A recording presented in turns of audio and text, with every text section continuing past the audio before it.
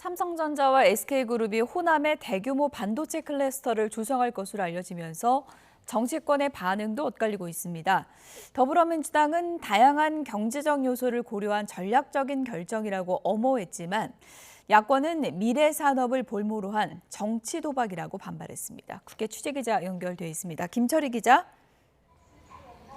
네, 국회입니다. 네, 삼전 육스의 호남액을 놓고 여권에서는 긍정적이지만 야당은 반발이 크죠. 네, 우선 민주당은 아침 회의에서 철저한 경제성 분석과 시장 논리, 장기 안정성 검토 끝에 내린 전략적 결단이라고 추켜 세웠습니다.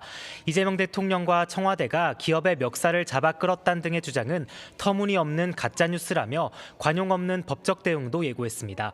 호남을 지역구로 둔 박지원 의원 역시 아침 라디오에 나와 팔을 비튼다고 기업들이 손해날 일을 하겠느냐, 두 기업은 가발 공장이 아니라고 반박했습니다. 이 밖에도 부산에는 전력, 국방, 반도체 관련 투자가, 창원에는 피지컬 AI나 로봇 산업 투자가 함께 발표될 예정인 만큼 소지역주의로 나눌 문제가 아니라는 의견도 나왔습니다. 반면 국민의힘 표정은 싸늘합니다.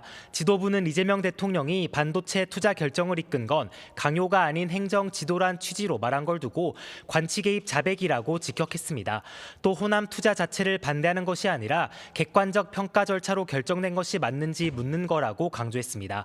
오후에는 추경호 대구시장 당선인과 이철우 경북도지사, 대구 경북 지역 의원들이 국회에서 비판 기자회견도 예고했는데요. 다만 호남에 기반을 둔 이정현 전 의원은 사실이라면 춤이라도 추고 싶은 심정이다, 정말 기쁘다고 반겼습니다. 네, 요즘에 양당 모두 내부 집안 싸움이 참 시끄러운데요. 민주당에서는 유시민 작가의 이른바 재건축론 발언 때문에 여진이 계속되고 있죠.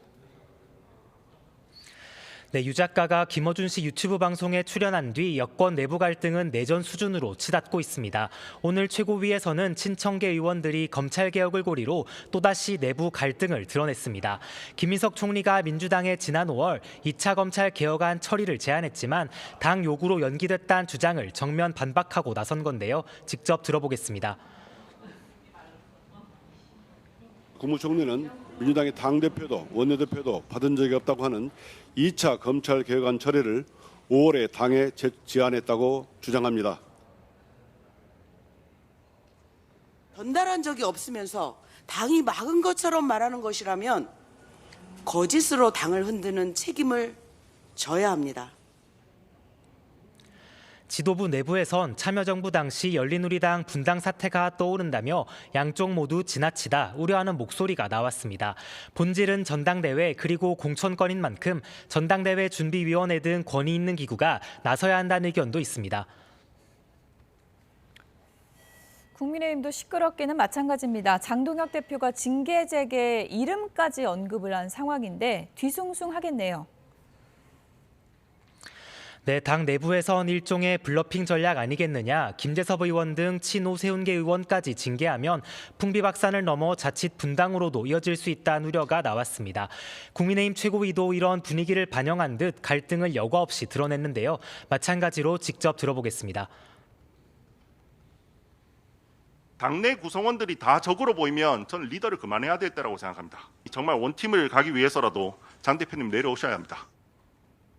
공개석상에서 할 얘기, 안 할 얘기 구분을 하고 지금 몇 번을 얘기하는데, 그리고 본인들 그렇게 책임감 강하다고 사퇴 얘기했으면 사퇴하세요. 오늘 오후 의원총회에서도 관련 의견이 나올 가능성도 있는데 양측 모두 입장이 완고한 상태라 한동안 대치가 불가피할 전망입니다. 지금까지 국회에서 전해드렸습니다.